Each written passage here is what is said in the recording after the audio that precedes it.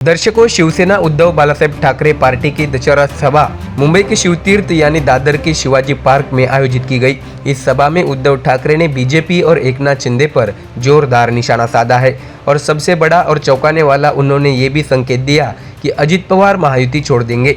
ऐसे में उद्धव ठाकरे के इस दावे से महाराष्ट्र की राजनीति में चर्चाओं का माहौल गर्म है। आपको बता दें कि अजित पवार 2019 में महाविकास आघाड़ी सरकार में उप मुख्यमंत्री थे और उसके बाद जुलाई 2023 से वह महायुति सरकार में भी उप मुख्यमंत्री है। हालांकि ऐसी चर्चा है कि लोकसभा चुनाव में महायुति की हार के बाद अजित पवार महायुति गठबंधन को छोड़ देंगे।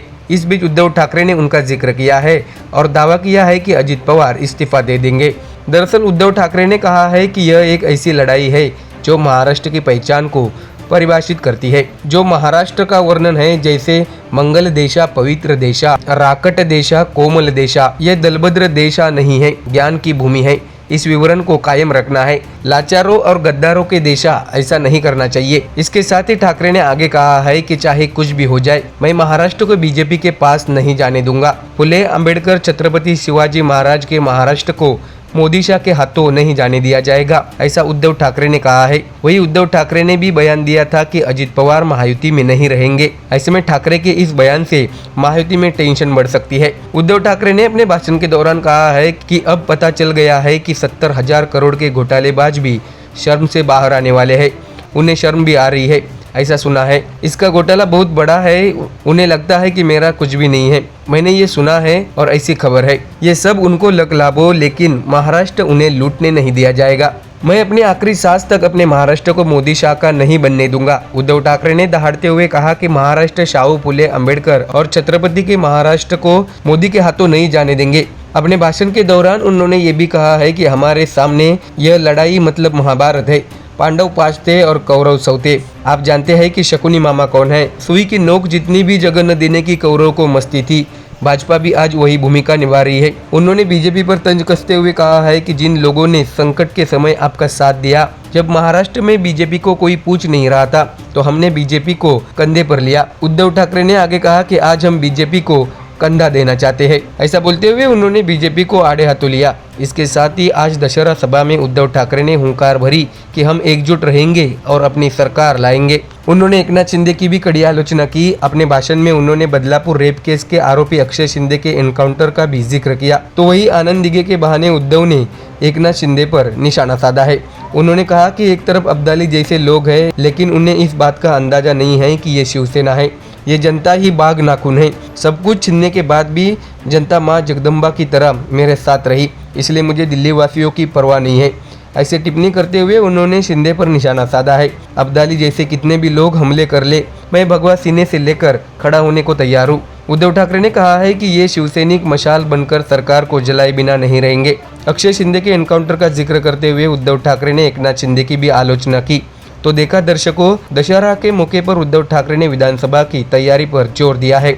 ऐसे में बीजेपी और शिंदे पर निशाना साधते हुए उन्होंने अपनी राजनीतिक चाल चली है। Bureau report, MDR news. Maharashtra में चल रहे विधानसभा चुनाव की तैयारी के चलते सत्ता दल और विपक्ष अपनी अपनी राजनीति चमकाने में लगे हैं। महायुति वर्सेस महाविकास आघाड़ी के बीच कभी तीखी नोकझोंक भी देखने को मिल रही है। ऐसे में आने वाले विधानसभा चुनाव में कौन बाजी मार सकता है, ये देखना होगा। दरअसल इस बार खबर शिवसेना के दोनों गुटों के बीच होने वाले संघर्ष की है। आपको बता दें दर्शकों कि महाराष्ट्र के मुलुंड विधानसभा क्षेत्र की तरह विक्रोली विधानसभा क्षेत्र एक बहुभाषी निर्वाचन क्षेत्र है और यहाँ मराठी और गुजराती के बीच भाषाई विवाद कई वर्षों से चला आ रहा है। इस विवाद के कारण लोकसभा चुनाव में महाविकास आघाड़ी के संजय दीना पाटिल को सबसे ज़्यादा वोट मिले। इसलिए इस विधानसभा क्षेत्र में ठाकरे गुट के सुनील राउत को एक बार फिर मौका मिलने की संभावना है। लेकिन अगर शिवसेना के विभाजन के बाद बने दोनों गुटों के बीच लड़ाई हुई तो भाषा का मुद्दा पीछे रह सकता है। आपको बता दें कि 1990 में लीलाधर डाके ने विक्रोली विधानसभा पर अपना भगवा फहराया था। वह इस निर्वाचन क्षेत्र से लगातार 3 बार चुने गए हैं। दीना मामा पाटिल को हराने के बाद वे पहली बार विधानसभा पहुंचे। तब से दीना पाटिल परिवार और लीलाधर डाके में सीधी लड़ाई हो रही है। तो वही 2004 के चुनाव में संजय दीना पाटिल ने लीलाधर डाके को हराया और इसी दरमियान 2009 के चुनाव में नवगठित मनसे ने मंगेश सांगले को उम्मीदवार बनाया। मंगेश सांगले ने पारंपरिक उम्मीदवारों लीलाधर डाके और संजय दीना पाटिल को हराकर यहां सत्ता हासिल की। हालांकि 2008 में निर्वाचन क्षेत्रों के पुनर्गठन में विक्रोली विधानसभा को भांडुप विधानसभा से अलग कर दिया गया था। इसके बाद हुए चुनाव में राज ठाकरे की लोकप्रियता के दम पर मनसे के मंगेश सांगले विधायक बने। हालांकि 2014 के चुनाव में शिवसेना ने अपना वर्चस्व फिर से स्थापित कर लिया। इसमें से शिवसेना नेता सांसद संजय राउत के भाई सुनील राउत निर्वाचित हुए। राउत ने 2019 के चुनाव में भी इस निर्वाचन क्षेत्र को बरकरार रखा। मराठी वोटों के समर्थन और नगरपालिका वार्ड स्तर पर शिवसेना नगर सेवकों की प्रबलता, इन दोनों ने राउत को दूसरी बार विधायक बनाने में मदद की। हालांकि अब एकनाथ शिंदे की बगावत के बाद विक्रोली में भी शिवसेना दो गुटों में बंट गई है। पूर्व नगर सेवक उपेंद्र सावंत सुवर्णा करंजे और चंद्रावती मोरे शिंदे गुट में शामिल हो चुके हैं। अब शिंदे गुट से सुवर्णा करंजे और विलास पारकर विधानसभा के दावेदार है, तो वही बीजेपी की ओर से विक्रोली सीट से पूर्व नगर सेवक मंगेश पवार और पूर्व विधायक मंगेश सांगले का भी नाम चर्चा में है। इसलिए मराठी वोटों का सीधा बंटवारा होगा, क्योंकि मराठी उम्मीदवार बीजेपी या शिंदे गुट से मैदान में उतरेंगे। परिणाम स्वरूप ठाकरे गुट को लोकसभा चुनाव में प्राप्त अधिकांश वोटों की निरंतरता बनाए रखने की चुनौती का सामना करना पड़ सकता है।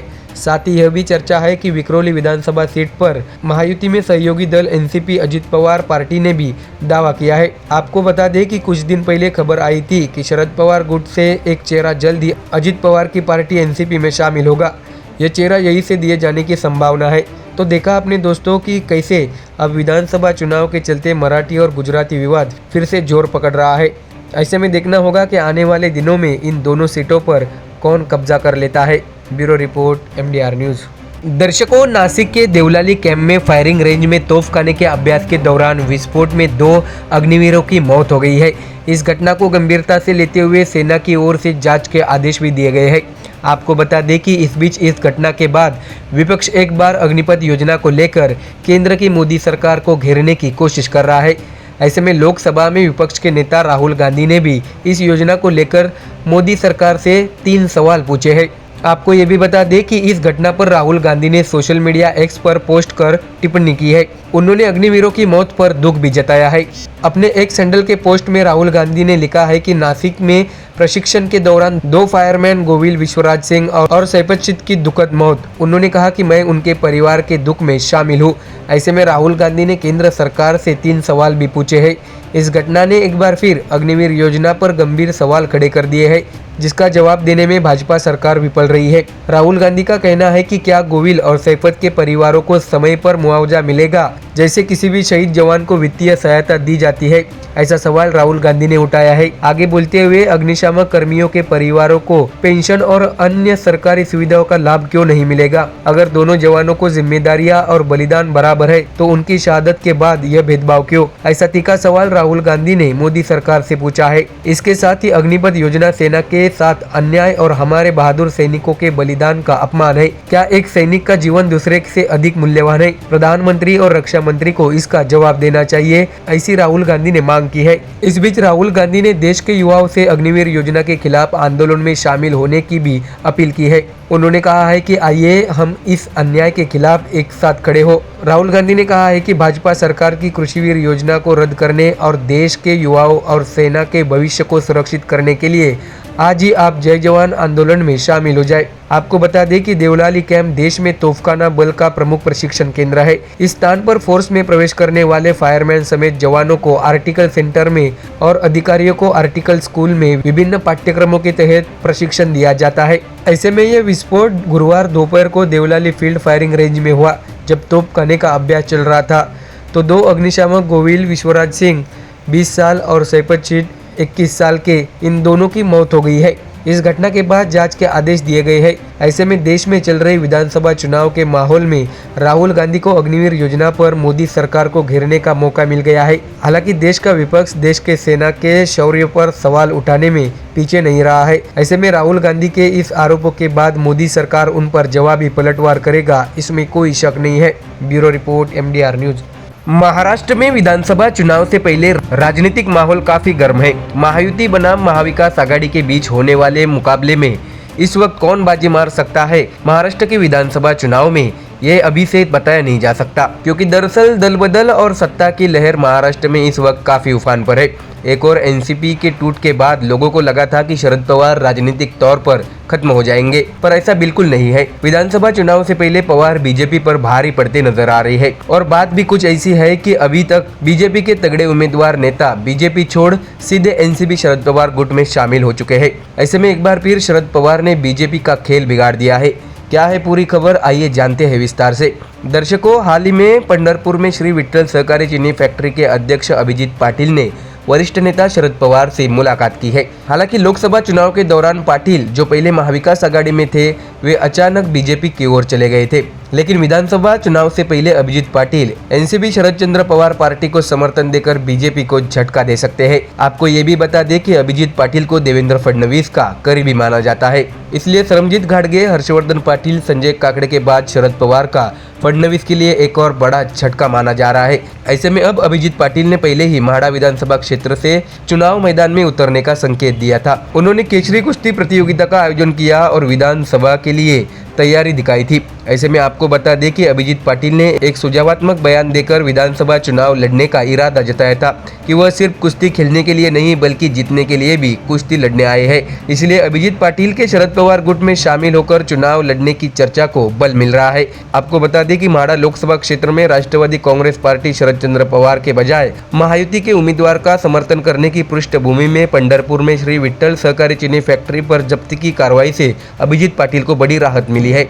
अभिजीत पाटिल, जो पहले शरद पवार के उम्मीदवार धैर्यशील मोहिते पाटिल के पक्ष में खड़े थे, उन्होंने फैक्ट्री पर कार्रवाई के बाद उप मुख्यमंत्री देवेंद्र फडणवीस से मुलाकात की। इसके तुरंत बाद उन्होंने म्हाडा और सोलापुर निर्वाचन क्षेत्रों में महायुति के उम्मीदवारों को अपना समर्थन देने की भी घोषणा की। दुर्भाग्य से दोनों उम्मीदवार हार गए थे।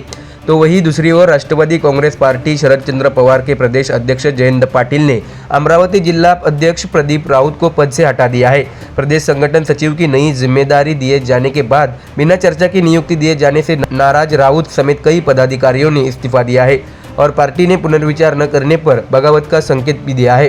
तो देखा दोस्तों कैसे महाराष्ट्र में पवार ने बीजेपी को ध्वस्त करने का पूरा प्लान किया है। ऐसे में आने वाले विधानसभा चुनाव में ये देखना दिलचस्प होगा कि आखिर महाराष्ट्र की गद्दी पर कौन विराजमान होता है। Bureau report, MDR news. Maharashtra की राजनीति में चुनावी माहौल बना हुआ है। ऐसे में दिल दहलाने वाली खबर शनिवार को सबके सामने आई है। आपको जानकारी दे कि एनसीपी नेता बाबा सिद्दीकी को शनिवार रात मुंबई के निर्मल नगर इलाके में गोली मार दी गई है। इस घटना में एनसीपी नेता बाबा सिद्दीकी की मौत हो गई है। बताया जा रहा है कि यह हमला निर्मल नगर इलाके में जिशान सिद्दीकी के ऑफिस के बाहर हुआ। ऐसे में मुंबई में इस वक्त तनाव का माहौल है। आपको जानकारी दे कि हमलावरों ने बाबा सिद्दीकी पर 2 से 3 राउंड फायरिंग की। इसमें बाबा सिद्दीकी के सीने में गोली लगी, जिससे वह गंभीर रूप से घायल हो गए। इसके बाद उन्हें तुरंत लीलावती अस्पताल में भर्ती कराया गया। हालांकि इलाज के दौरान बाबा सिद्दीकी की मौत हो गई। इस घटना से मुंबई में काफ़ी अफरा तफरी फैल गई है। ऐसे में इस घटना के बाद अब राज्य में कानून व्यवस्था पर सवाल उठने शुरू हो गए हैं। विपक्ष ने राज्य सरकार के खिलाफ आलोचनाओं की झड़ी लगा दी है। तो वही बाबा सिद्दीकी की हत्या के बाद मामले पर अब उप मुख्यमंत्री अजित पवार ने प्रतिक्रिया दी है। उन्होंने कहा है कि बाबा सिद्दीकी पर गोली चलाने की घटना बेहद दुर्भाग्यपूर्ण है। मुझे जानकर सदमा लगा कि उनकी मौत हो गई।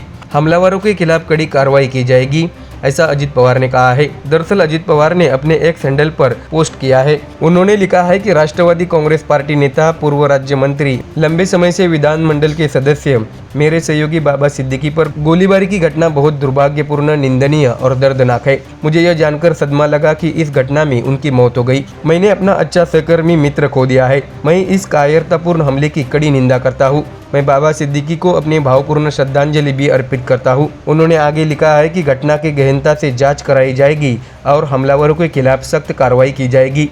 हमले के पीछे के मास्टरमाइंड का पता लगाया जाएगा।